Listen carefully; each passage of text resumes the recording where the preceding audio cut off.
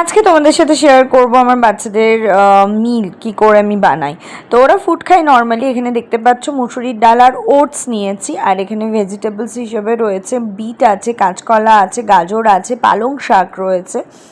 এবার আমি ঘুরিয়ে ফিরিয়ে ভেজিটেবলস দিই, কখনো সুইট পটেটো দিই, তারপরে ওল দিই, তারপরে তোমার চিকেন দিয়ে দিয়েছিলাম। তো পুরোটা সিটি মেরে নিয়েছিলাম, একটু নুন আর একটুখানি হলুদ, মানে একটুখানি, আর তার মধ্যে একটু যদি কোকোনাট অয়েল দিতে পারো খুব ভালো হয়, বিশেষ করে গুচির জন্য। তো এটা ভীষণ ভালো মানে রেজাল্ট দেবে। ওর তো খুব লম্বা লম্বা ফারি বেবি। আর এদিকে দেখতেই পাচ্ছ ব্রাউনি এঞ্জেল খেয়ে নিচ্ছে।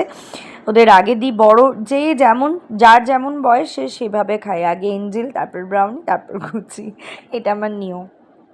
তোমরাও তোমাদের বাচ্চাদের এইভাবে খাওয়াতে পারো। এক একদিন আমি সুইট পটেটো দিই, আপেল খুব ভালো ওদের জন্য, খুব হেলদি, ওটাও দিই। ওটা মিলিয়ে মিশিয়ে, মানে সব রকম সবজিই থাকে তার মধ্যে মিলিয়ে মিশিয়ে দিই। দেখতে পাচ্ছ গুচি কি এক্সাইটেড। আর ওদের খাবার যদি তোমরা ঘুরিয়ে ফিরিয়ে নিত্য নতুন করে দাও, দেখবে ওরা খেয়ে নেবে।